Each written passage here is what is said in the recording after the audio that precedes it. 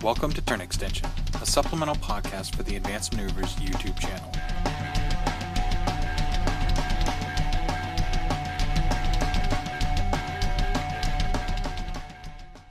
Hey everybody, welcome to another episode of Turn Extension. My name is Tony, or Polar Bear Cub on the forums.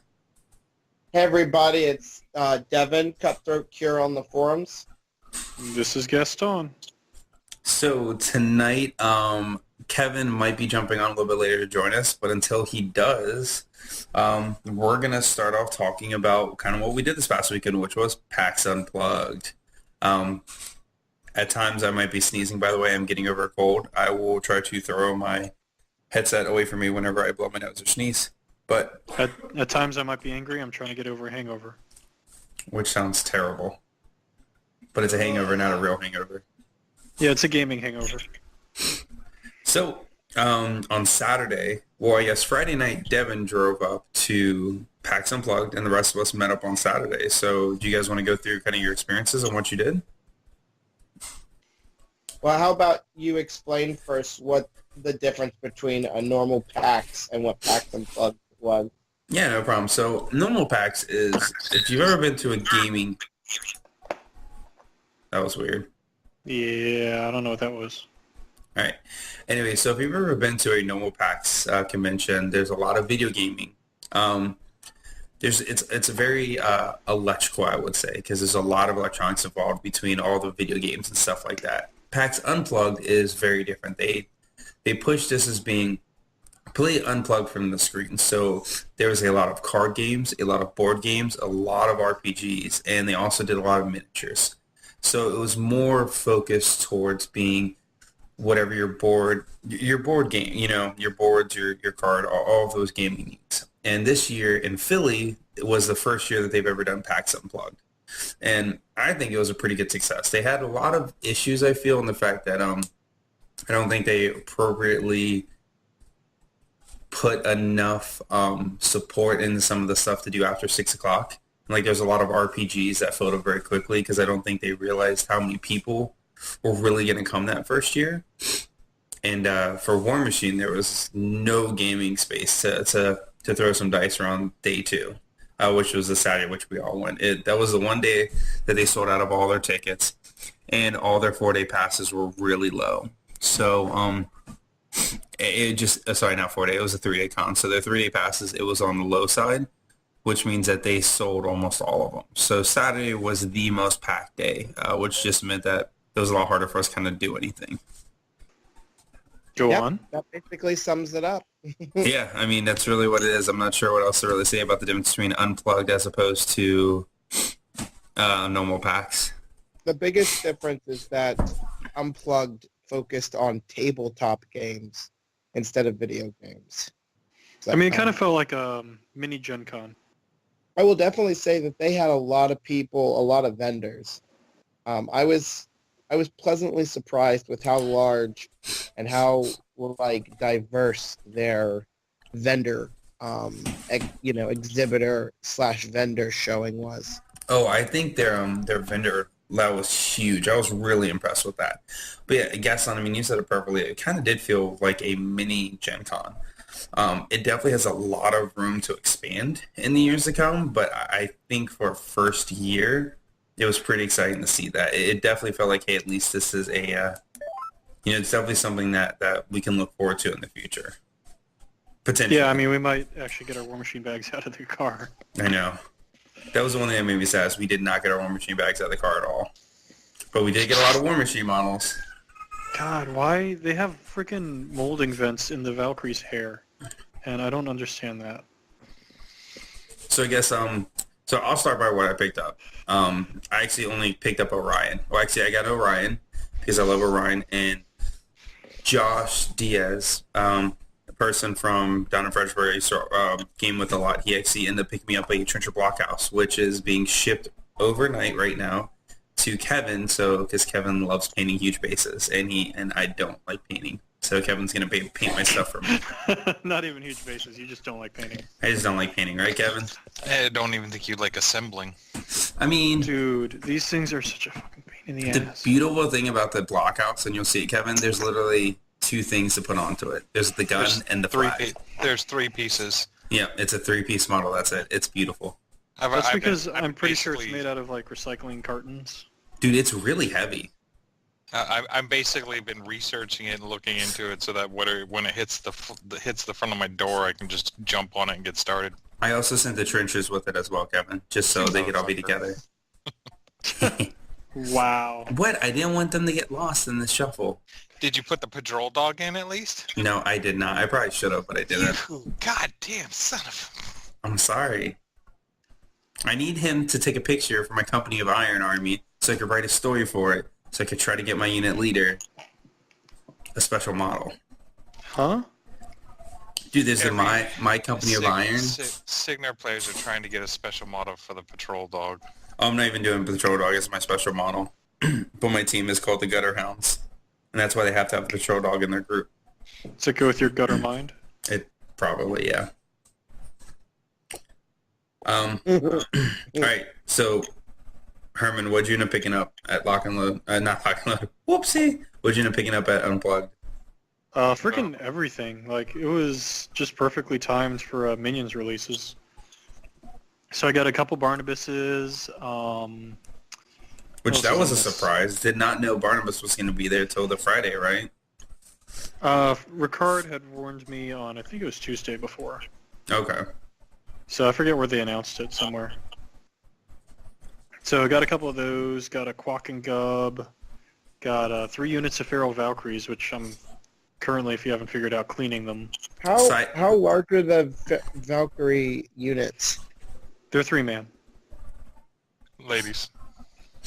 Which I would Or 3-lady unit. Which I would like to point out that when Valkyries first came out, Gaston did nothing but shit on them. Oh yeah, he was super salty. They only changed slightly, I believe, from their initial rules coming out, and now he owns 3 units of them. Yep. I believe we can actually blame CJ for that because they did some sort of testing during the CID and he basically spammed the crap out of them and was like, okay, they're okay. Yeah, it was really confusing because they still look really bad on paper. But they perform so well, right? They're making it into at least 3 of my lists, probably 4. So you doing all 3 units in all 3? Not with Barnabas, just because I can't afford it. Okay. But wherever I can afford the points I am. Damn. I certainly don't want to go below 2 units. Because it's really, you have to have that, the kind of the overwhelming mass of pigs in order for them to really be effective, I think. Okay. So I do have a Barnabas list we could talk about as well that's got them in it. So yeah, got a max FA of them, and they're big models too for a small base. I didn't realize they're on small base. They looked huge. I figured they're at least on medium. They're big enough they could fill a medium. I was gonna say from a size scale, they almost remind me of like the size of old metal troll champions, where they look just small enough to not necessarily fit an entire medium base, but just large enough that you put them on a small base and they look too big. Mm-hmm. Yeah, there's a fair amount of overhang. You're definitely confusing the metal champions for something else because those things are tiny as hell. Well, I mean, that's on a the way medium they base, should correct. Put them on a small base and they wouldn't be. What matters is that trolls don't get nice things. That is true. Trolls should never get nice things because of trolls and always trolling. Speaking of trolls, Devin, what did you Madrak. get? We definitely got a lot of nice things this weekend.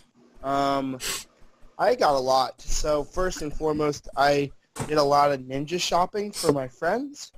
So I grabbed, three Barnabases with an assortment of people. I got 2 Orions, a Siren, a Harpy. I got 2 Gastons. I got a bunch of little stuff for other people, but for myself, I got some of the items. I actually met up with a good friend of mine who picked some stuff up for me at War Machine Weekend since I was unable to attend. So he actually got me 3 of the Barrel Riders. So I was able to get them. I got Cold Grima. I got some Assault Bears. So I actually now own 2 boxes of Assault Bears. Got Jesus. a whole big unit of Raiders. I got the Brawler, who's just an absolute Only one? beautiful. Huh? Only one? I only got 1. That surprises me. I legitimately thought you were going to walk away with like 3 to 4. The only reason I grabbed 1 Brawler is because I legitimately know that they're, like I got the 1 limited edition because they all came with, almost every item came with like a limited edition art card. So that was kind of cool. So with the Brawler, I just wanted to make sure that I had gotten 1 at least. And then other than that, I was going to make sure that I got, something. I didn't want to get too much where I wasn't going to be able to paint it. So while I might own 2 or 3, I wanted to make sure I got at least 1. I am so glad that we played our game for the channel before you got all these models. Until the next set of games. That was actually a pretty tense game that we played too. I'm excited to see the results of that one. There's a couple of games I need to go back and take a look at. It was a hell of a matchup. Oh, that's awesome. All right, so sadly, Kevin was not able to come with us to Unplug. Yeah. I mean, I ended up spending the weekend. Unfortunately, I wouldn't have been able to go. Even if we had gotten tickets, I would have had to cancel because some family issues came up that I had to resolve. But that sucks. It's one of the situations of yet another. It's that bittersweet where you're like, yeah, I'm excited for my crew because my crew's up there. They're repping the channel and seeing people and talking to people and getting new stuff, and we're getting photos for the Facebook feed. And yeah. And I'm sitting here in my living room watching it all from Facebook. This sucks. All you missed really was Devin being rude to people. Yep, Devin being rude to people. So I need to apologize to whoever. So did you not apologize to him there? I need to apologize to whoever. So I want to make a very open, very vocal apology to whoever the individual was that came up and yelled, "I found you," to which I replied, "Fuck off." Did he actually fuck off, or did you say sorry right afterwards? I yelled "fuck off." Oh my god!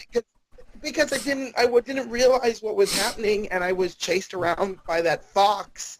And I don't mean like a fox as in a potentially attractive woman. I mean a fox as in somebody dressed as a fucking fox chasing me around, barking at me. Were they a potentially attractive fox? I don't know. I don't really know how you judge a fox. Wait a second. Are you telling me that you went up to PAX Unplug and participated in some yiffing? I think he did. That's exactly what he just said. We need to tell your wife. I was That is disgusting, Devin.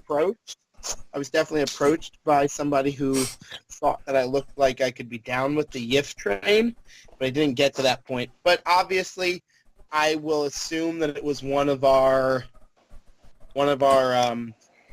constituents, one of our listeners that saw the post that I completely forgot about that said to come find us. And I was kind of meandering, and I was trying to get through this huge crowd of people, and somebody yelled, "I found you!" And I went, "Fuck off!" and walked away. And now that I think about it, I feel bad, so. You were the worst kind of person. You really are. I thought you just said that, but then, you apologized right afterwards. I didn't realize you said it and then stormed off. What a bad person. Well, I mean, to be honest, the one thing about PAX Unplugged that I didn't like, and it's nothing that PAX Unplugged could have changed or really done anything about, was just the amount of, homeless stink. Oh. Yeah, nerd stink is pretty awful. The wet stink was bad, and then the homeless beggars was horrible. You guys saw that. You literally walked out of the door of the convention center, and there were people in sleeping bags, surrounding that area. And there were so many times liking, and it was just, it just got to a point. No, No. I mean, Philadelphia. Yeah, I think that was a big issue with just the con area, but there's a lot more homeless people there than I've seen at like Indianapolis and stuff like that. Well, I think part of it you have to realize is that if you're, though I've never been in this situation, I have to imagine that if you're homeless, you're gonna go where people are, and convention centers are kind of a place where there's constantly a traffic of people. It's good strategy.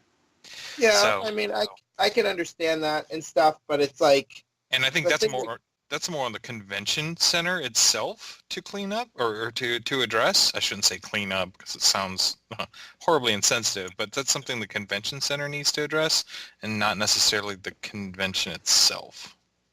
right. And I think my biggest issue was with the fact wasn't the homeless people in general. Like if people, if you're down on your luck, and if you're down on your luck and you're being forced to basically sleep on a box or a sleeping bag outside, that's one thing, and I don't shame anybody into that, and I don't wish that upon anybody, and anybody, I tried to be as polite as possible. It was the point of when you would walk somewhere and one person would ask you for money, to which you would respond, hey, I just spent $10 on water and on the inside, I don't have anything left of my name.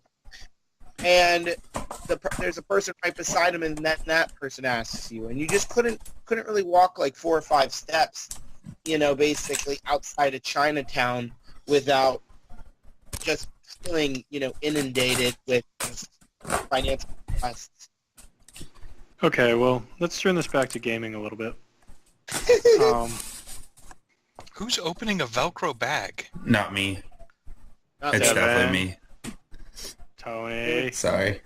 It was definitely not me. So I will say one of the things that was kind of different about this one for me was that since there wasn't anywhere to play War Machine, I actually ended up trying out a lot of different games too. Which Yep, is always I good. agree. It That's depends how- on the game. Well, yeah. I remember I remember I was walking around with WTC player Michael Ireland, who was nice enough to, hang out with me the evening before, and we're walking around the vendors hall, and we come across a pair of young vampires in their masquerade. Well, obviously, it wasn't too good at it. If you could tell what they were.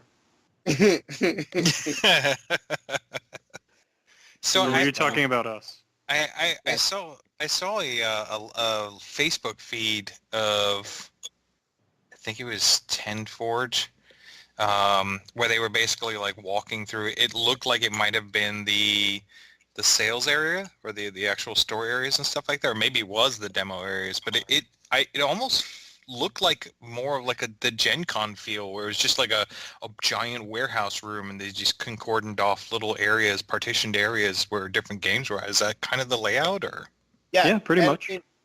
I think one thing that they didn't do very well, and this is a growing pain, is I don't really think that they let you know where stuff was. So, like on the back of your badge, if you looked at it, you had like a tiny mini map, but that mini map didn't really give you any information, and there wasn't really anything to tell you more information.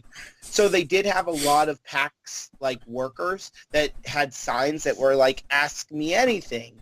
But the issue came down to the fact is you didn't really know what to ask them because you didn't know what was available. And I definitely think like that was kind of I didn't see anywhere where I could get like a program or a schedule of things or anything. It didn't.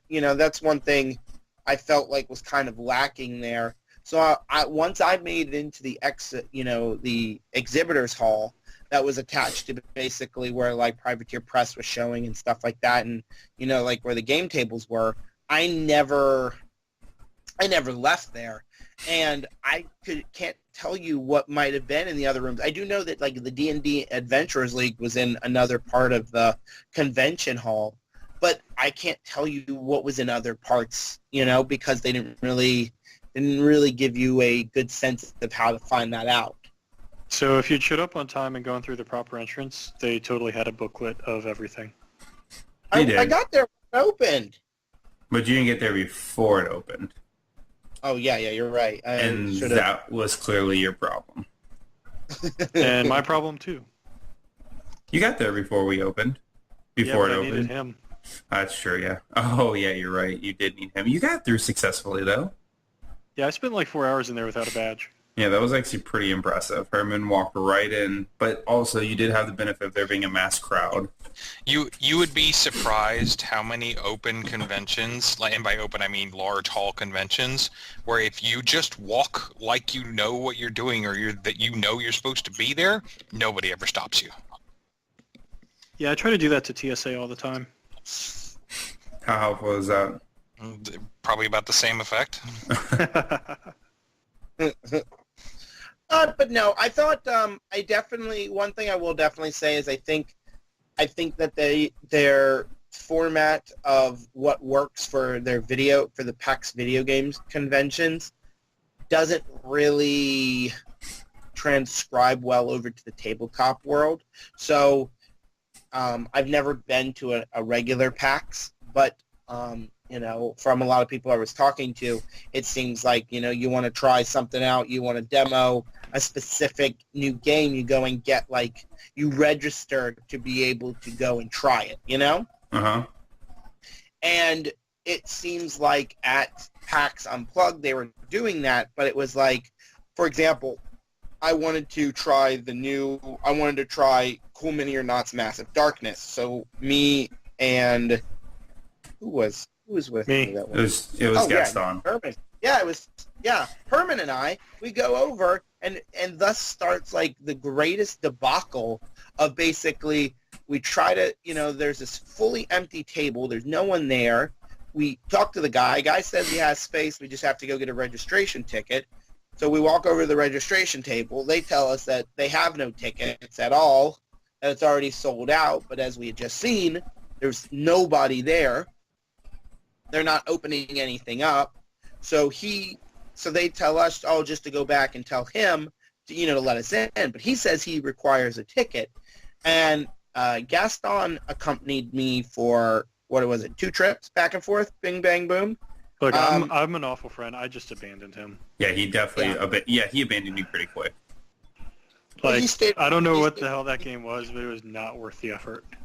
Well, I ended up basically pulling a Devin and basically, planting my feet, and I ended up making them set up at a whole nother other table just so I and whoever else shows up could learn how to play, because it was really unforgiving. And the crazy part is the other table, the one that was supposedly full, it never filled up with people, it was completely blank, and it just, the way they did their ticket system for a demo didn't really make sense, because maybe for a video game you have people waiting to play on it, but here you have 4 or 5 people who are going to be sitting in an area for at least an hour or 2. Mm-hmm.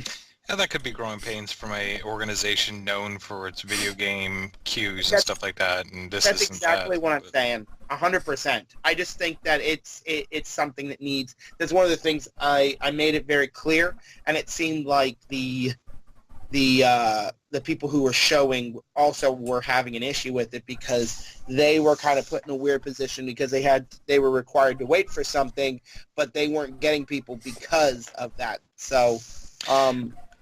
The weird thing is that your synopsis of what happened at the Cool Mini or Not tables is my synopsis anytime I've ever had or ever tried to get Cool Mini or Not to demo something for me, be it at Nova, be it at Gen Con.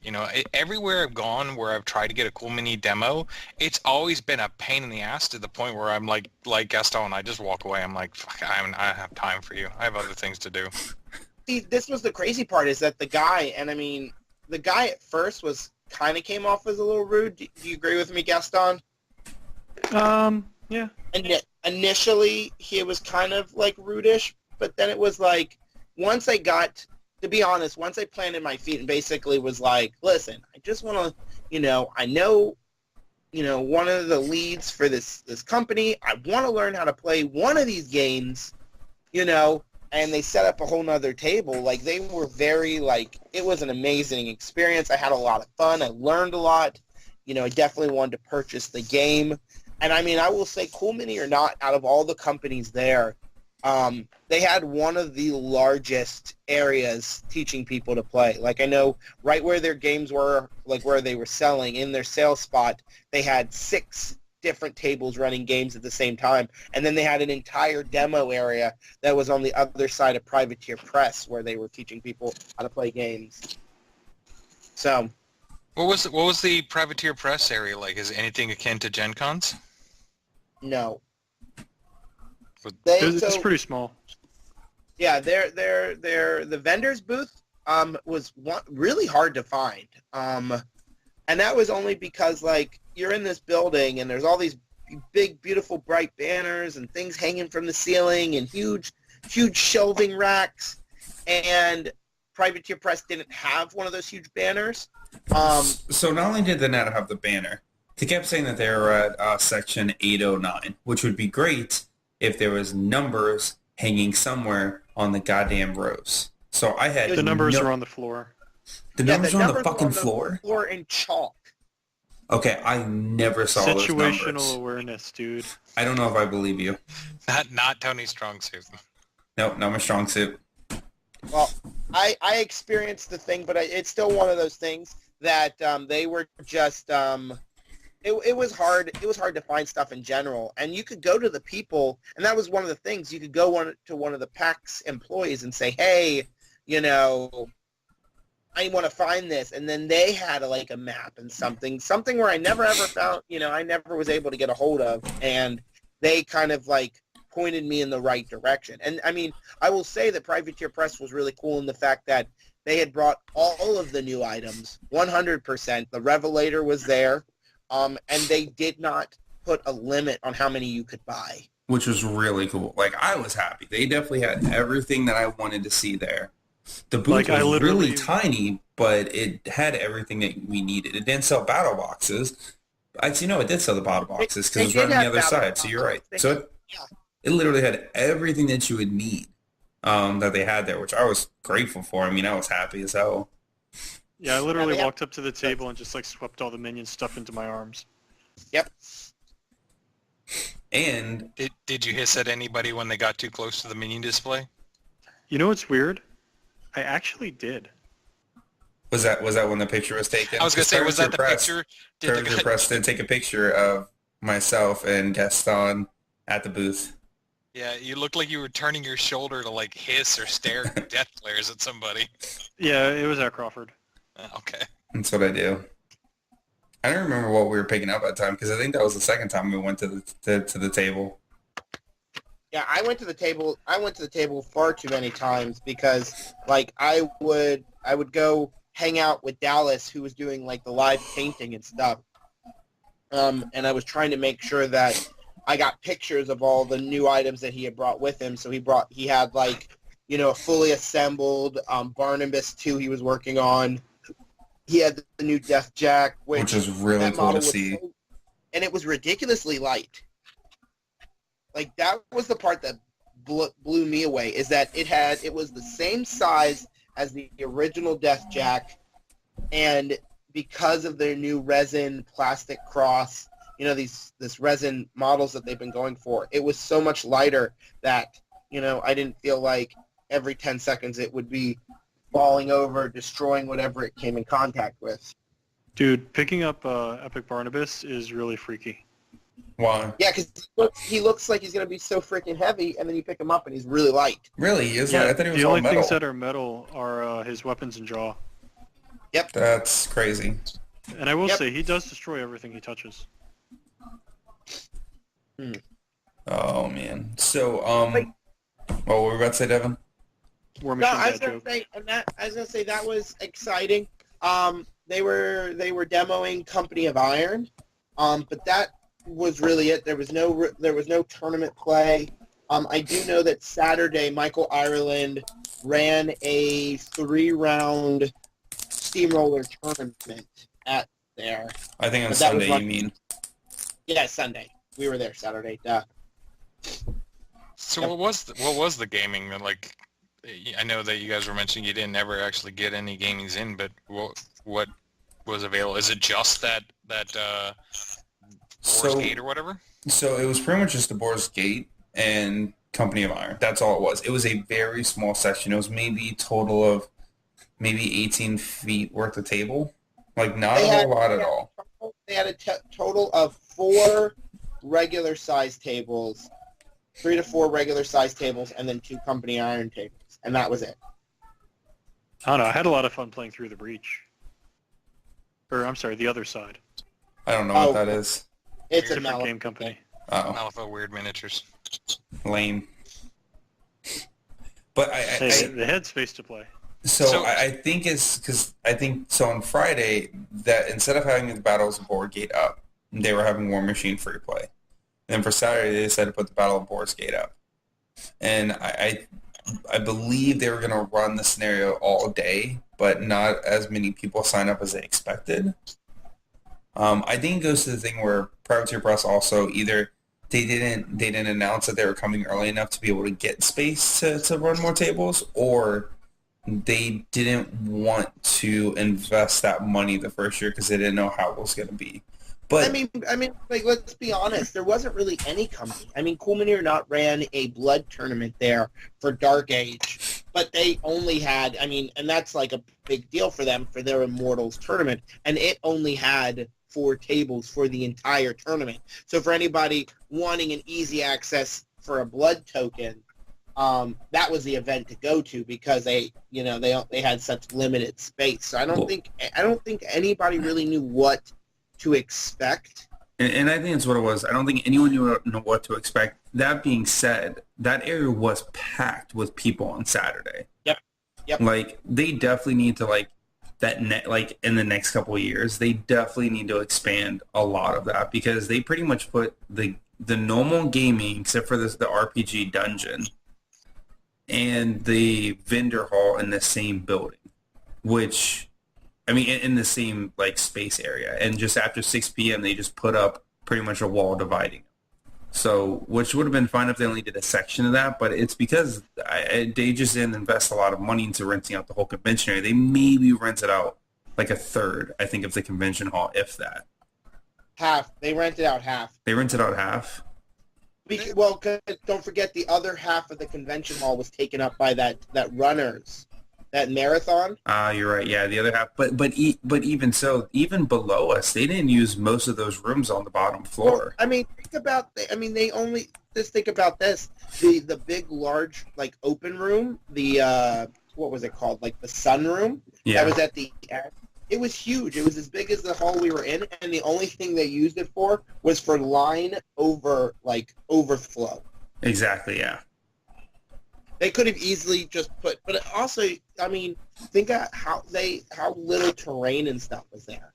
That was one thing is that, other than the 40K, which was brought by, not by Games Workshop, but by a local group, I think. Uh-huh. There wasn't really anything, even they didn't really have terrain. They had terrain, but it wasn't there wasn't really a lot of regular terrain there.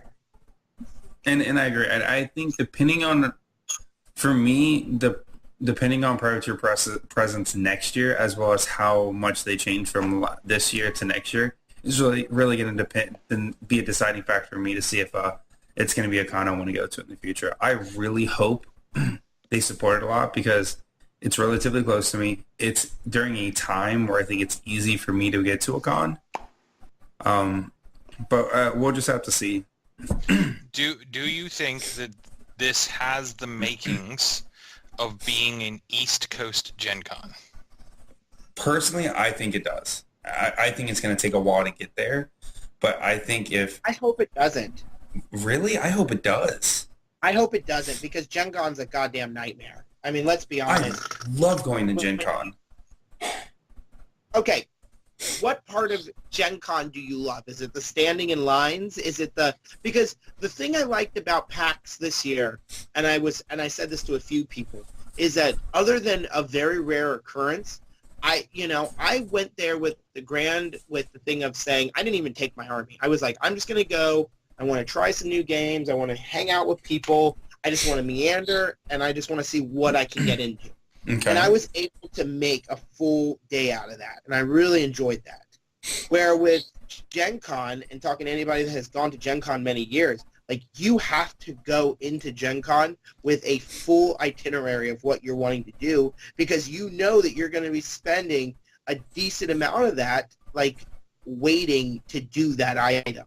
There's been a very You and I few have very times. different experiences with Gen Con. Yeah, because the only time I've stood in line for a significant amount of time was Thursday in the beginning when I'm trying to get special release models from Privateer Press. Other than that, I barely stood in line. You need, for me, I've always had to have an itinerary because there's 100 different things that'll get me distracted, which I hope for PAX Unplugged that comes to where there's always something I can do.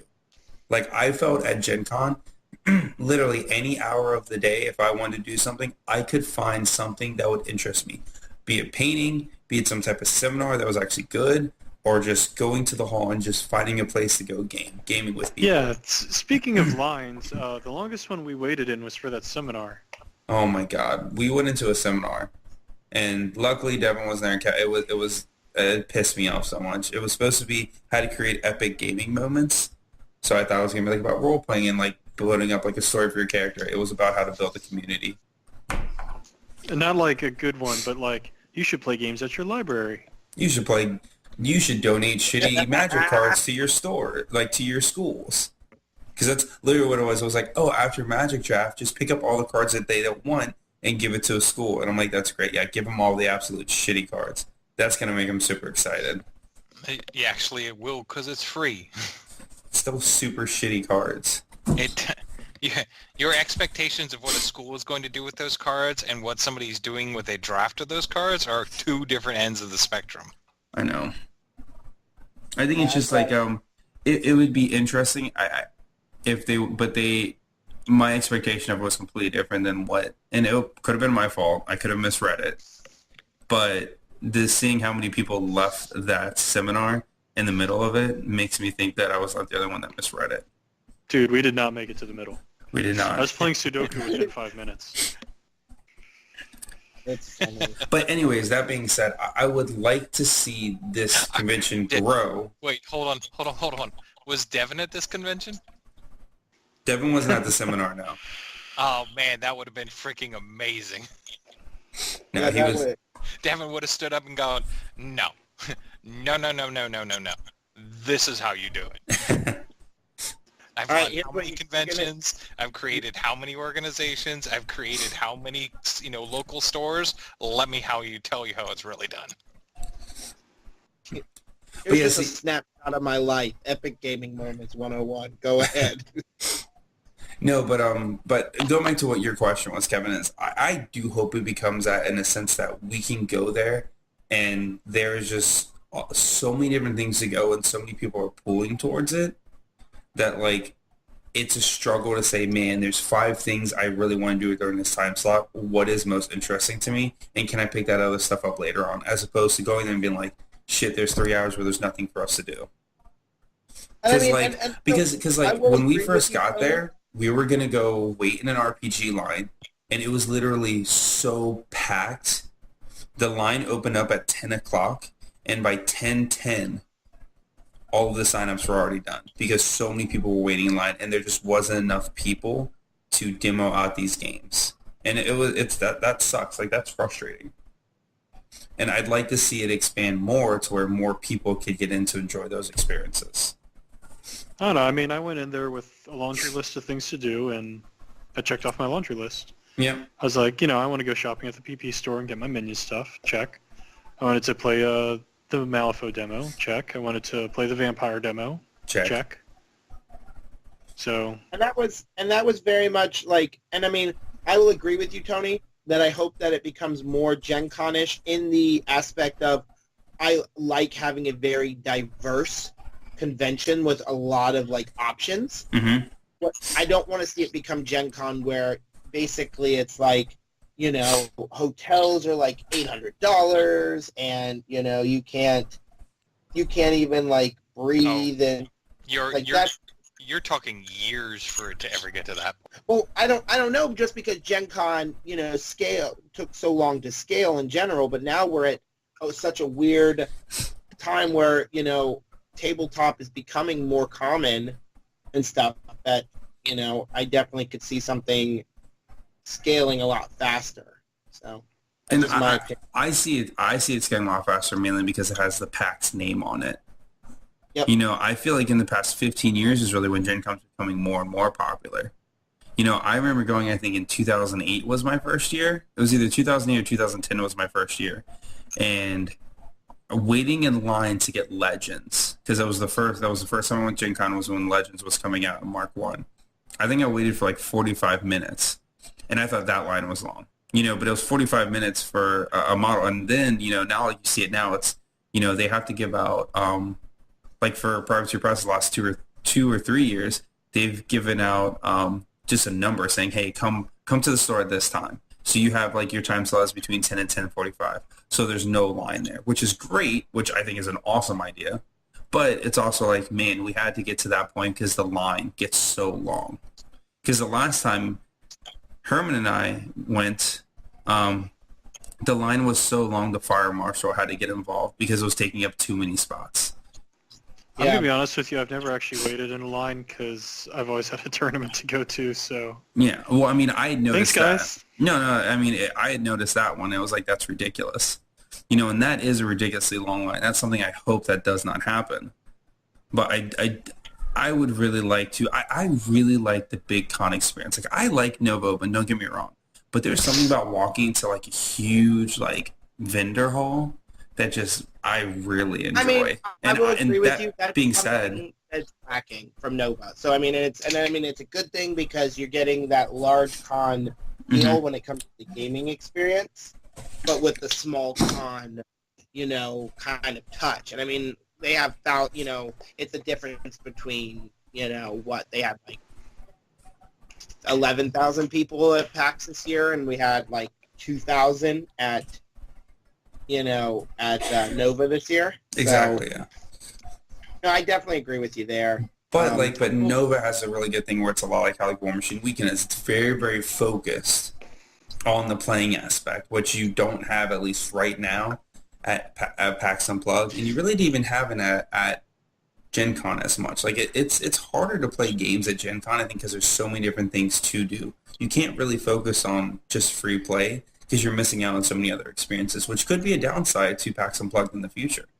I don't think you can necessarily compare Nova with PAX. They're two different types of cons. Yes, they're both, gaming convention cons, but they don't necessarily scratch the same itch. They don't, not in the least. Yeah, I agree with that. All right, so I don't know where all the negativity came from. I had a fantastic time. I thought it was great. I loved it. I I want to go. I would like to go back next year. I would definitely There's a like lot of to griping say here. that for any person who does go to PAX Unplugged next year, make sure that you take a few hours to also explore the surrounding Chinatown, because Oh my God, you will find some interesting things in that Chinatown. there is a rental store that rents nothing but Kung Fu VHSs.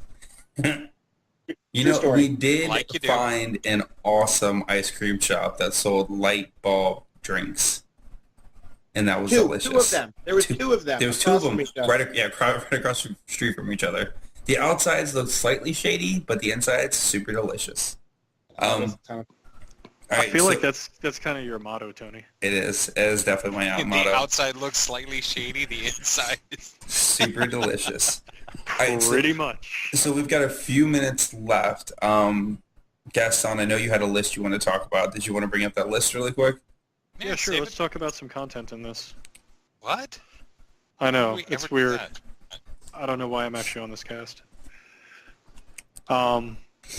So since I picked up a Barnabas Lord of Blood, or as I call him, Blob, I started working on some lists for him, and I ended up tossing him into Will Work for Food, because he is very much a defensive brick beast caster. So I got Blob, Targ, a Wrestler, 2 Spitters, Quack and Gub, Wrong Eye Snapjaw, Dalian, Scareth, Orwin, 2 units of Pharaoh Valkyries, and a Swamp Gobber Bellows crew. So just the Clark and Glub, that's the croak with the two bodies, right? Turn on the reactor, Quaid. Yes. Yeah, total recall style. Because, well, the thing is he throws out 2 enlivens a turn. So, I know everyone makes a big deal about Barnabas' spell Excretion and how that interacts with Wrong Eye and Snapjaw having whatever the hell that spell is. That makes it hard to hit things. I'm apparently really bad at the names of anything in this game. Can't even do it for your own faction. Starcrossed, that one. Let's just talk at Blarb. Yeah. Anyway, I'm still hungover. The thing is, those have a very small bubble of effect. So I was looking at the turtles, to kind of bring some guns to force engagement. They have the continuous corrosion, and then Targ, so you're dropping 4 pie plates a turn that way, and then you have the spray from Dahlia and Scarith. But also you put Enliven on the turtles. The turtles themselves can put up Counterblast. So if you charge an on-reach model into a turtle, it's going to take a smack from the Counterblast. You're going to hit it. You're going to take a smack from Ornery or Retaliatory Strike or whatever its other ability is, and then it can enliven away from you. Then when you go to free strike it, it'll also be armor 22 because of Carapace. So you're going to come in, you're going to get your 2 swings on the turtle, but the turtle's going to hit you back twice as well. And then obviously Barnabas has a healing feat. Quack and Gub can double heal as well. Targ can heal. So there's actually a fair amount of healing in this list as well.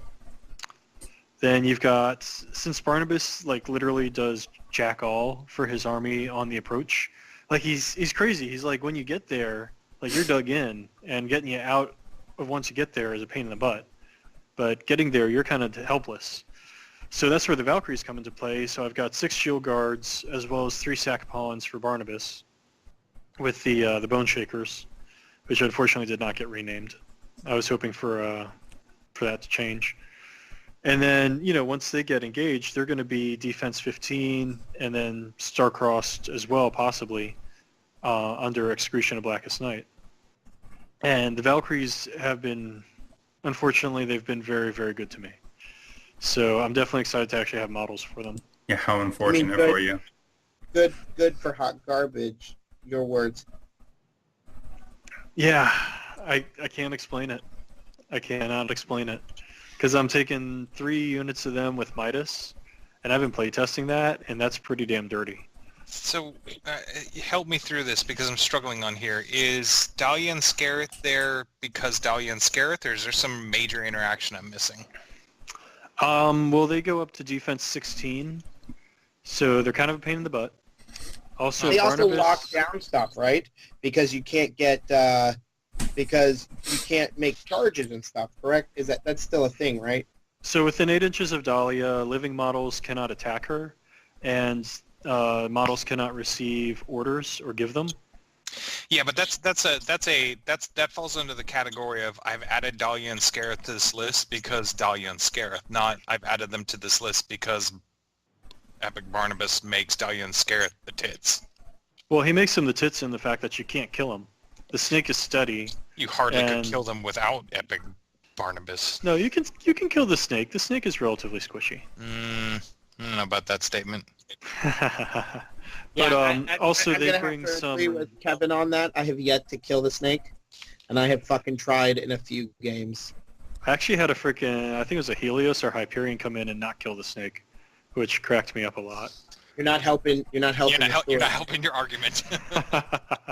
But basically, any sort of defense buff on the snake makes the snake a pain in the butt, and Barnabas brings a defense buff. What he doesn't bring is a way to fix hitting, and Dahlia and Scarith are actually incredibly accurate, and you also have paralysis on the reach. So if you're going into Warp Wolves or things like that, where your Mat 6 stuff, it's on the lower end of that bell curve. It's on the downward slope there. Being able to paralyze those with 4 dice to hit is actually very strong. And then the snake is also just speed 6. So with a Hunter's Mark, it's threatening, 6, 9, 11, 13 inches?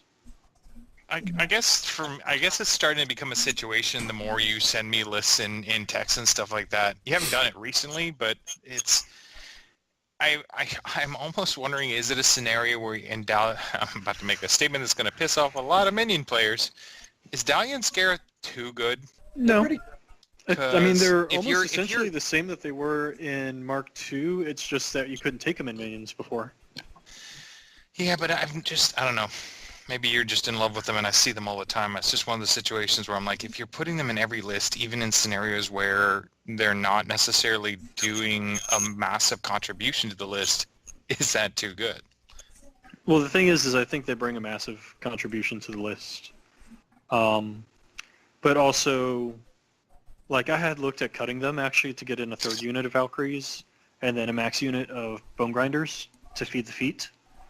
And I didn't think those models were going to do, the same amount of work that a Snake can do. Okay.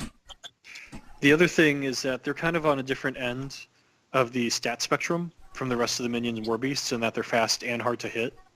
And all the other minion war beasts kind of top out at defense 12.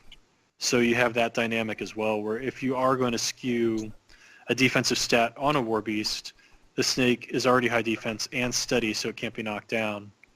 And then you also have, the accuracy fixing on top of that, the threat range on top of that, where, a Wrestler is good, but it's not necessarily going to outpace a Snake.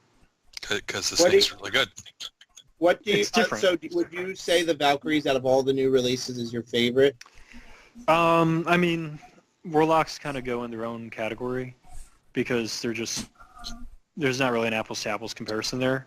But of all the new releases that are not Warlocks, yeah. I mean, the Valkyries are the ones that I am probably getting the most juice out of, and then the Soul Slave is probably coming in second. Do they have the pot there? No, they did not. Otherwise, that list, so that list would be completely different if the pot was out. So were they already sold out? They just didn't have it at all? It doesn't come out until February, Okay. so it's too far out. Yeah, no, once you have the pot out, I change up his battle group completely to be 2 Bone Swarms, a Wrestler, and 2 pots. So you spend turn 1 and 2 filling up the Bone Swarms, and then Barnabas can launch them, they speed 5 base, I think, so 8, 9, 11 inches, and they're POW 20. So that's pretty good for a 7-point War Beast. And then they're already base defense 13, so they go up to 15 with Execration, which is very nice, very difficult to break defense. And then you also have the 2 pots to fill up Barnabas at that point, so that way you can feed the feet. So definitely, once those pots come out, everything changes. Yeah, that's those. I'm like legitimately. I'm looking at those pots, going, God damn, those things are good. Yeah, I know people have been looking at him for Midas. I'm kind of on the fence there because I don't really know that he needs it, and you have to pay for them. You can't get them for free because they are not solos. Yeah. So I can go either way there, but I'm definitely I've been playing the Valkyries with Midas, and it's been fucking amazing. Who else are they going into? I'm not sure yet. You don't think Yaga Jaga Jaga Waga would benefit from them? No, because I generally actually want to run her in Blind Water because of Croaks. And you start putting Signs of Importance on top of Croaks, and it gets very interesting very quickly. It's muddy. Yeah, I guess. I was looking at them. Who else was I looking at them with? I don't have him with Sturm and Drain because he doesn't need them. And Arcadius and Carver are both battle group, pretty much exclusive. There was some discussion about taking them with Maylock, which, they get up to speed 6 and armor 19, and then armor 21 on the feet turn. But I feel like if you do that, you're pulling him out of the Blind Water theme. And if you take the Blind Water theme, you just get Gatorman Posse for better stats. So probably not there. Yeah, I guess it's one of those situations, though, where it's like, I don't know if you necessarily want to have those pots and be feeding them Gatorman, but I think you'd love to have those pots and be feeding them frogs or Oh no, those pots shamblers generate their own. The pots generate their own bones. Yeah, but don't they get fed too? Yeah, you can feed them as well, but on the early, I'm not feeding them anything. Well, you're letting your opponent feed them.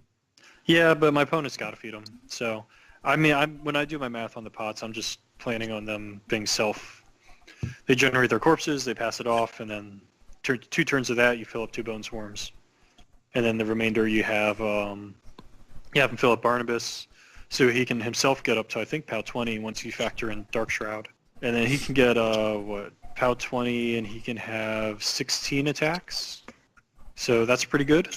Seems good. He can pretty much kill anything in the game if he can hit it. And that's teamwork. I know, right? So I've actually been painting my bone shakers like as we've been doing this, so they're almost done. Have you been I'm shaking actually your bone while trying to- painting your bone shaker? Have I been what? Have you been shaking your bone while you're painting your bone shaker? A little bit. It's actually cold in the basement. Okay. I've been painting these. I'm trying to get this repaint of my stone unit done so that I can, without feeling bad, start working on A, the Brawler, or B, Colgrima. I thought you didn't use the stone in your lists. I didn't use a stone in my list because it got destroyed, and I put off repainting it for so long. And now you know my dirty secret. That's the only reason. It's not because I thought it was cool because I didn't need the stone. It's because I didn't want to paint it again. That was actually a joke referencing our last game. Yeah. Oh, I didn't even get to use the stone there. That was the first time I'd used the stone in months. Thought I hit him very well, and, well, you definitely proved me wrong on that one. God, I love Epic Resnick. Fuck Epic Resnick. I mean, Was it at least a feat? It was a feat. Okay. I mean, feat for a stone unit. I thought it was a great trade. Yeah, no, no, you played it well. Like, I can't argue it, because it wasn't like, you have to agree, I tried to hide him. Yeah, you tried to hide him. And basically what ended up happening is just the super... Spoilers. Yeah. It's turn 2. Don't like the game went spoil for it. 5 more turns. Well, here, let's just wrap up the cast so we don't spoil anything else. Spoiler alert, I blew all of his stones to hell. He did. And You then go. we played the game for another 5 turns. You play with Hellmouths? I would love to play with... Actually, the pots are kind of like Hellmouths, so they can drag things. The pots actually have gallows. So, that'll happen eventually. All right, guys. Not me. I'm going to wrap this up. I want to thank everyone for listening to another episode of Turn Extension. Have a good one. Good night. Peace. Bye, everybody.